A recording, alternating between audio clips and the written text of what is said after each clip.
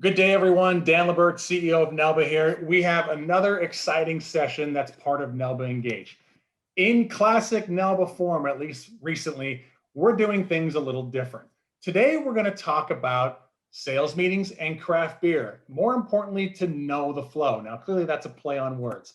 I know this is not the typical craft beer audience, but the more and more I traveled around this country pre-COVID, there were more and more events, IMO meetings, wholesaler meetings, distributor meetings, everything was including craft beer.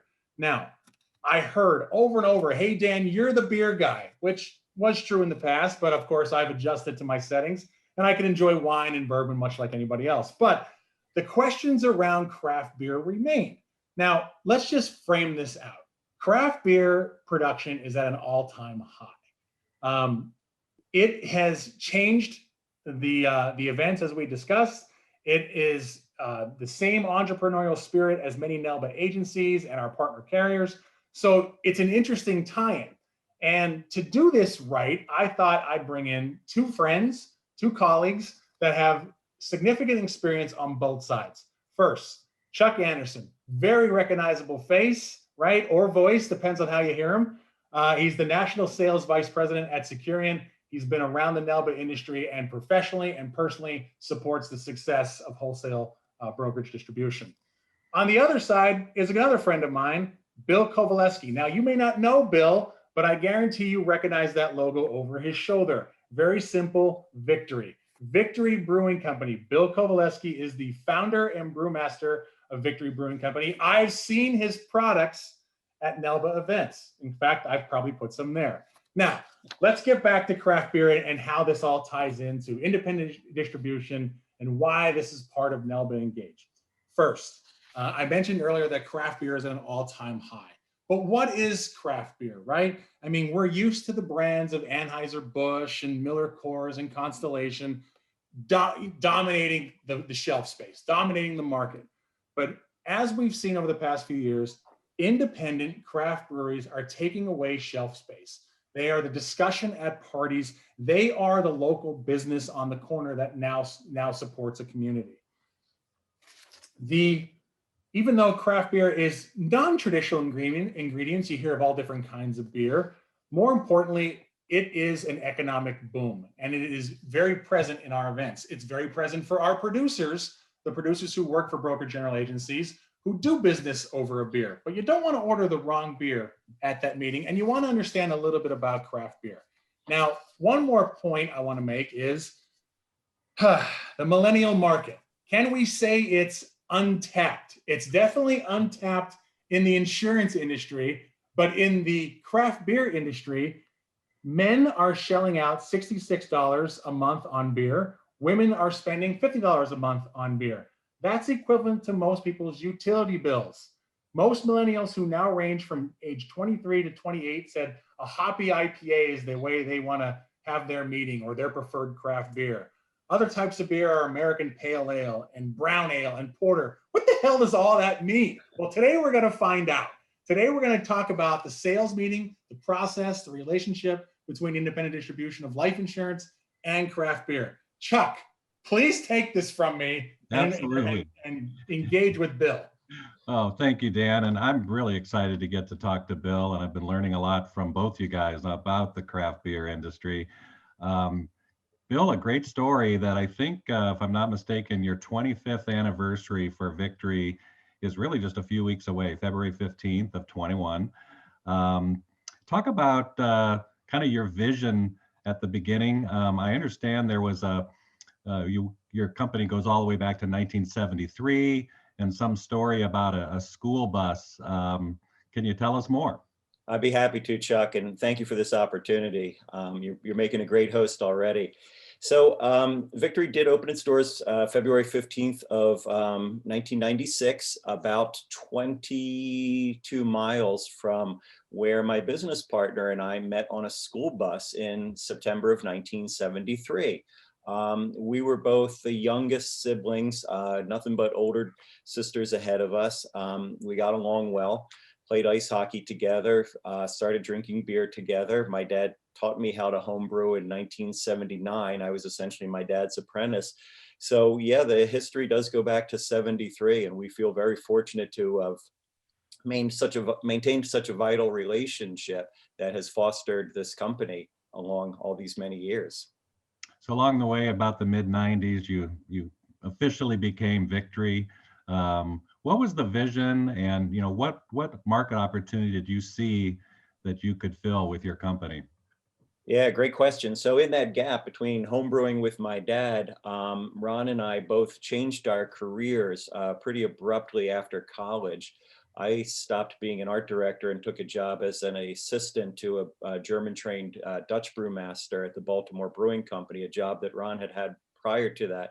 So we had almost classic European apprenticeship and training behind us. So the market opportunity we saw when we sat down and wrote our business plan in 1994 was to make European quality beers, stuff that reached back to the traditions of those great import beers. But of course, being brewed locally here in the United States would arrive in the glass much fresher than the imports could be. So we named our company Victory because we were kind of looking to challenge that rich and robust history of European beers and create a new paradigm and a new winning spirit here in America with the things that we learned from abroad.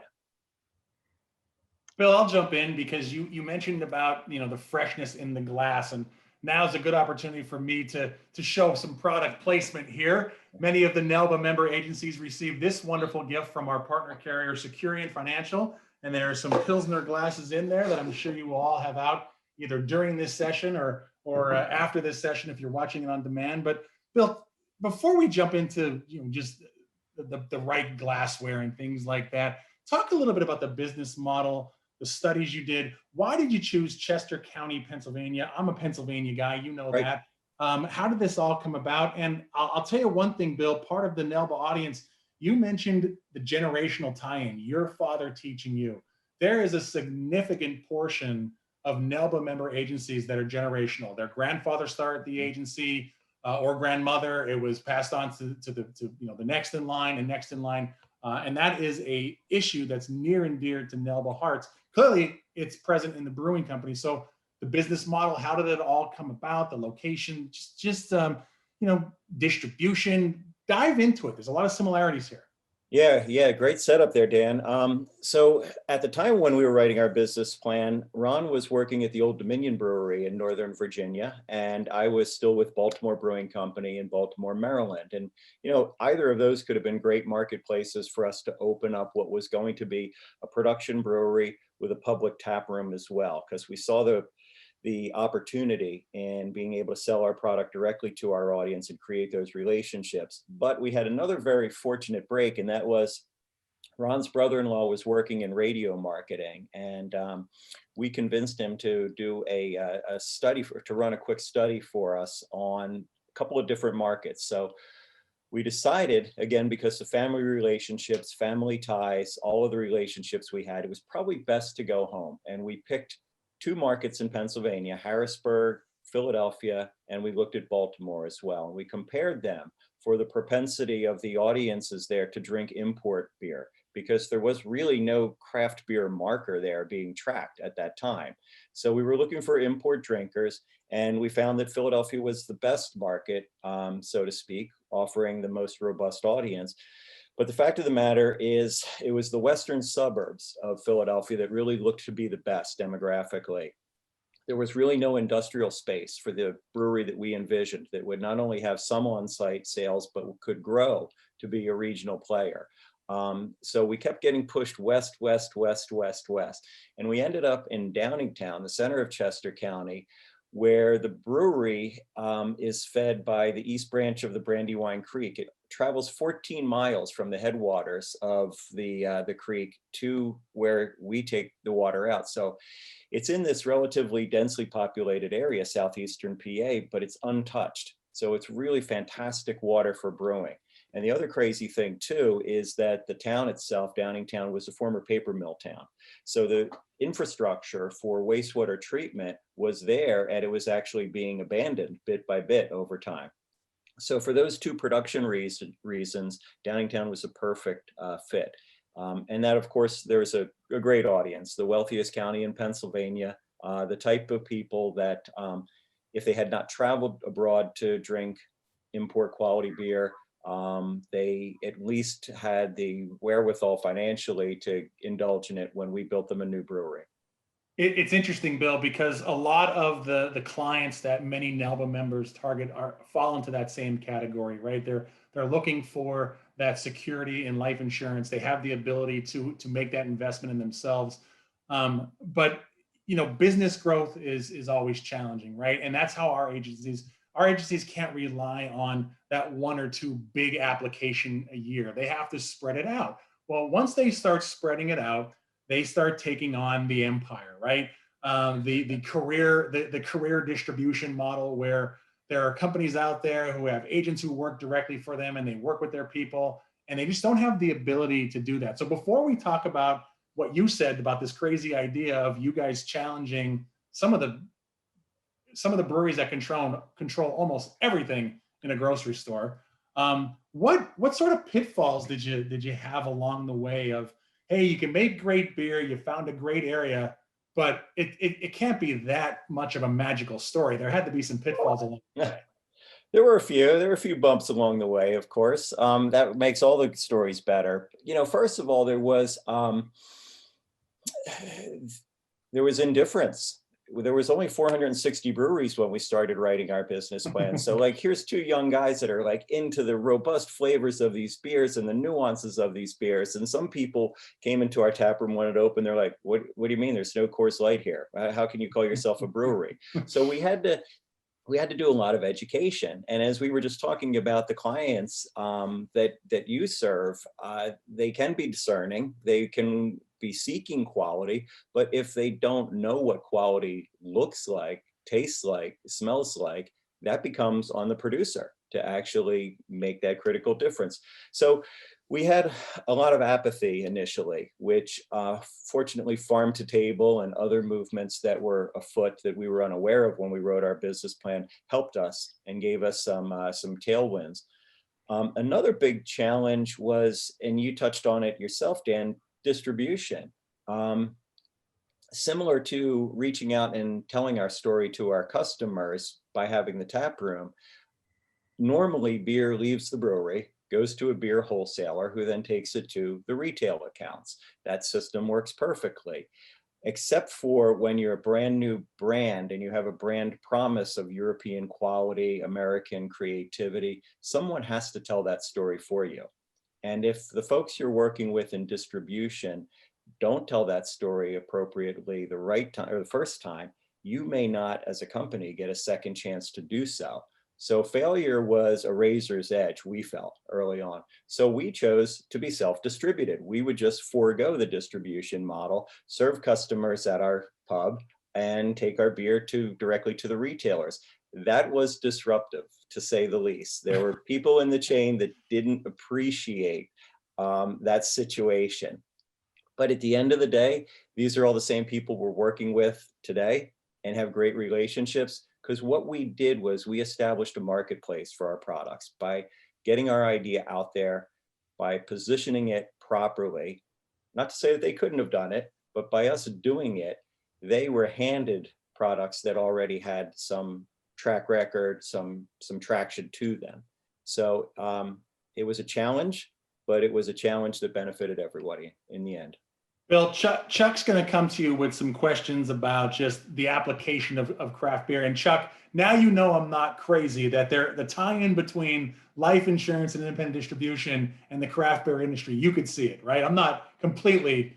Yeah, absolutely a tie-in. It's amazing to me, honestly. I feel like it was your master plan all along to start out in the craft brewing industry, transition to the exciting world of life insurance. Yes. But the tie-ins are amazing. And I think craft brewers have made the beer industry way better, especially for customers, from a quality and that personal relationship and just having the best possible product that you can want. And that's what happened to the life industry. We were definitely more a career dominant system, large carriers with thousands of agents on their payroll. And here comes NAILBA, BGAs, the whole national account brokerage world. It made our industry better. It's entrepreneurial, it's focused on quality, relationships. So the tie-ins are immense. Bill, I told you off camera, the NAILBA audience likes to have a little bit of fun, right? They're not shy around partaking in craft beer, let alone wine, bourbons, and some great food. Let's just kind of combine some of our thoughts here. First, you mentioned starting Victory when there were approximately 400 and some breweries out there. There are close to now 10,000 breweries in the US pre-COVID. We'll see how the industry shakes out post-COVID. But just talk a little bit about some Victory products. What kind of barrelage you're producing right now from when you first started, your locations, just to give people. I mean, obviously, I'm spoiled. I get to know you. I know Victory, but just talk about. You were looking at locations. You were taking on the system. Where does Victory stand now? What's the craft beer scene look like now? What are some products that, candidly, our members could pour into that Securian Pilsner glass? And what products maybe they shouldn't pour into a Pilsner glass? Well, one thing I'd like to start out with is we really seldom use the term microbrewery anymore. You didn't use it, but we are all familiar with it, right? Microbrewery was actually a very nearsighted term. It was a brewery that the definition was a brewery that produces under 15,000 barrels of beer a year. That was a big aspirational goal at one point, and early on in our industry, 15,000 barrels. Victory produced 151,000 barrels of beer this year. Which would probably rank us about 24, 25 or so. But we are part of Artisanal Brewing Ventures. We joined with Southern Tier, Six Point, and Bold Rock Cidery. We've put together this platform of like-minded brewers to continue to challenge the largest brewers for a slot and a opportunity to be independent still. So that combined entity, Artisanal Brewing Ventures, sits at number 7 in IRI grocery store scanning. So we've achieved a good position through a lot of hard work and the right partnerships. Bill, what's your distribution footprint? I mean, we have members from NAILBA all over the country. Yep. We have some international people part of this conference, but just as we dive into some Victory product, where can they find Victory? So Victory is in 35 states, and out of the Artisanal Brewing Ventures portfolio, we sort of lead the charge. We were the oldest of the breweries I've mentioned, so we sort of went as far afield from the others. Realistically, 60% of what we do is sold between New York and Washington, D.C. Lots of great customer base there, and so that's really the most addressable of our area. But look for us all over the coasts, and then we get a little bit more sparse in some of the Central Plains states. All right, so let's dive into some product now, Bill. The idea also with this session is there's a lot of independent advisors who are engaged with us now, right? Yep. Those independent advisors, they meet with the client. Of course, pre-COVID, it was a wonderful way. Hey, let's meet for a beer. We could talk about your insurance needs. But then they show up to a craft brewery. Now, first off, your brewery, your tap rooms, you create the experience, right? So people come to your tap room. It's not just sitting there to have a beer. It's the atmosphere. It's the feeling, right? So let's just sort of set the scene. What products should they look for from Victory Brewing Company? Do you have a few on you there? I have, and I think that this would be a perfect time to talk about. Let's get that in properly in the camera here. There you go. Our Hop Devil Ale. IPA is probably the style that everyone who knows something about craft beer has gravitated towards. It's the most popular by far. It's really a great expression of what we can do here in America. And I would start with this one because it tells a specific story about Victory and our founding and our vision. India Pale Ale is a style of beer that was originated in England. The style itself was meant to be quite hoppy.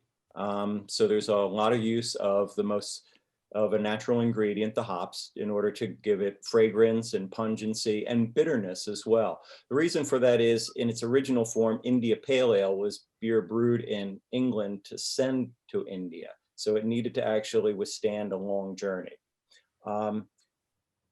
In our hands at Victory, we took German malt, which we were familiar with from our time studying abroad in Germany, melded it with whole flower, the most pure form, least processed form of hops, which was rarely used in the United States at the time, American varieties of hops, which were substantially different in terms of their flavor.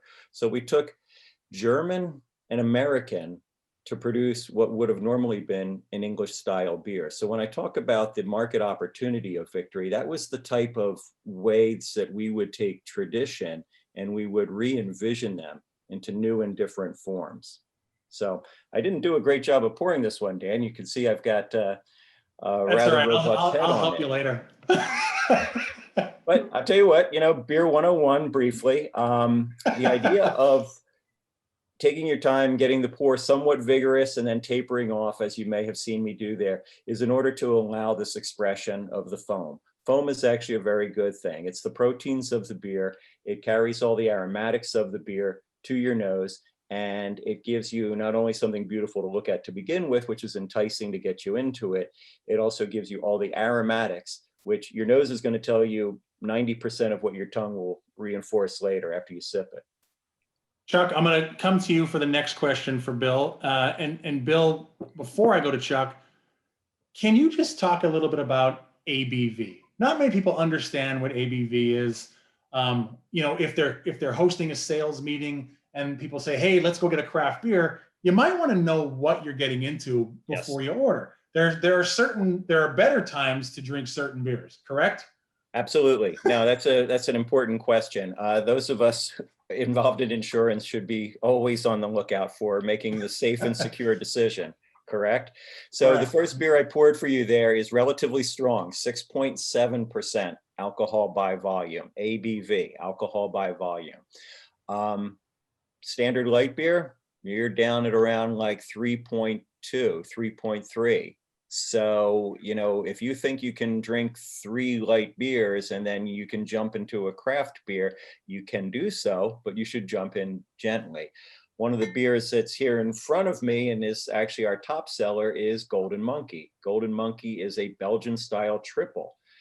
The name triple should probably clue you in that this one is going to be a little bit big on the ABV. This one's 9.5% alcohol by volume, but it pours a beautiful golden color. Doesn't look all that different from some very low gravity, lightweight beers. So yes, they can be deceptive in their appearance and their effect.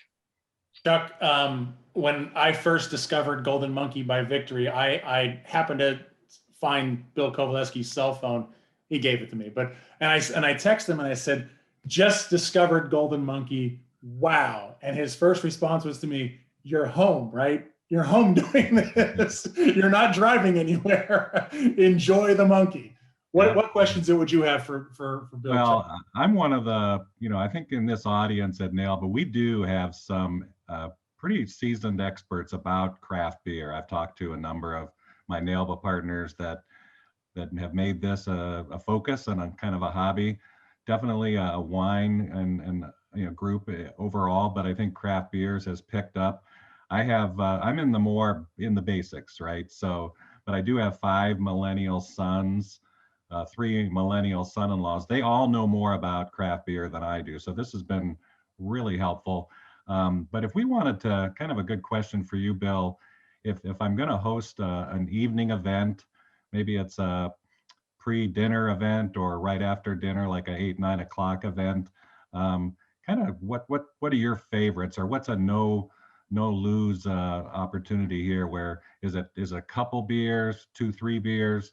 Just kind of talk to us about kind of your favorites and where we can't lose. It's a great question, Chuck. Very, very practical. So one of the reasons that I love this question too is that beer is a great conversation starter, right? It has a slight alcohol effect on everybody in the room. So it helps, keep the conversation lively for sure. So then with that in mind, what you want to do with your selections of beer is you want to fuel a conversation. So don't just rely on beer, find another snack, because find things that the flavor of the beer is going to interact with. My personal favorite is to put together beer and cheese, because there's such a breadth of diversity to both of them. And beer is really interesting with cheese because the alcohol and the carbonation help attack and melt the fats of the cheese. So you really do get an interesting interaction. So if I were be building a reasonable and responsible evening of that, I would probably start with a German lager, like a Pilsner. I have our Prima Pils here, 5.3% alcohol by volume, golden in color, light in body, very effervescent. It's a good aperitif because it's got some bitterness to it, and it's got nice grassy herbal hops to it. So you can pair that with like a nice Spanish sheep's milk cheese, something that's a little bit dense and has a nice tooth to it. And then you get people talking about the two of them and how they interact. So many people think that they don't have a good palate, they'll say, but they're just really not adventurous enough to use their vocabulary to apply the words that their brain is actually telling them, right? A wine critic can get away with saying something like, oh, it tastes like deer hooves and pencil lead.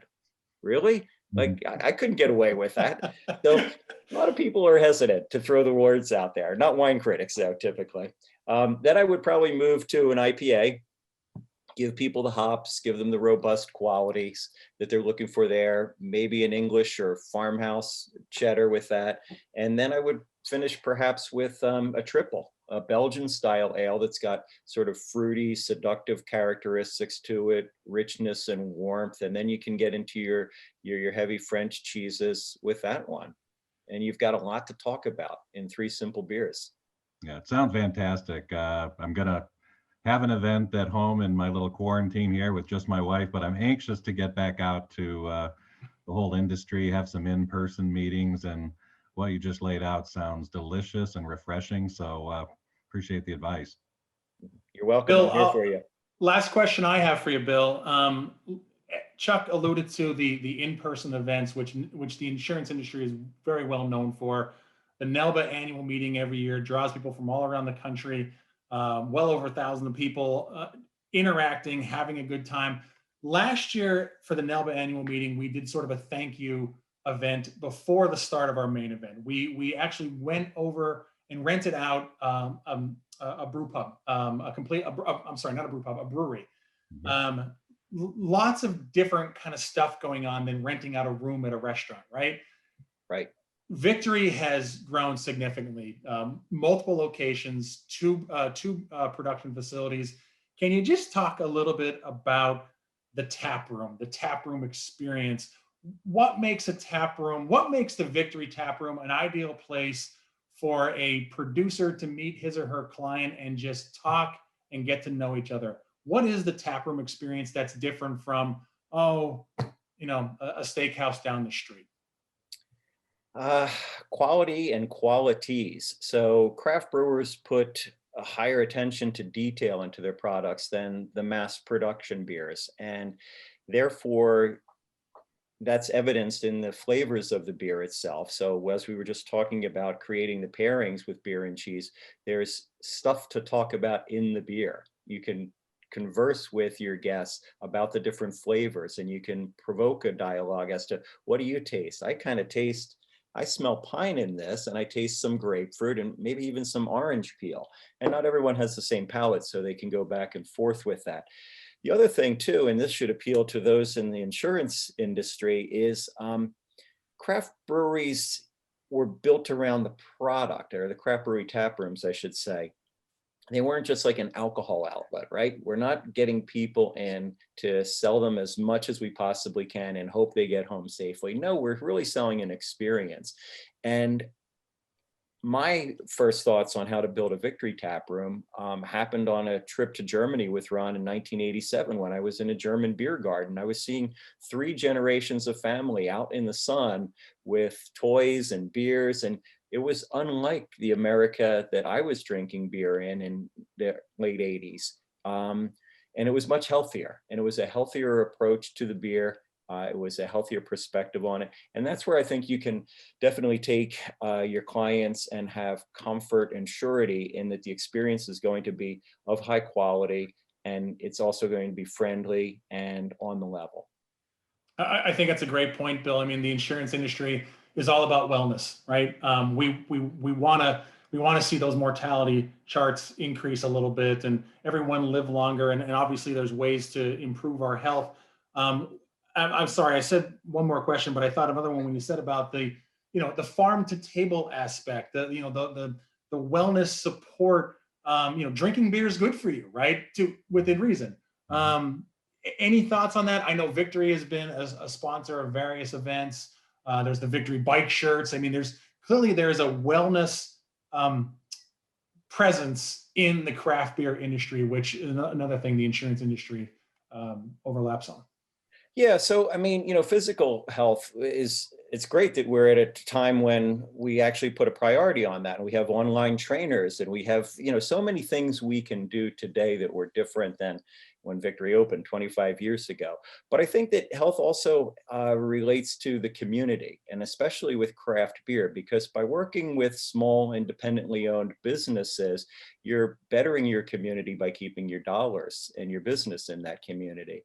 And I think that that aspect of community health is an important one that resonates with the audience that you're trying to speak to, probably for some of these business meetings as well.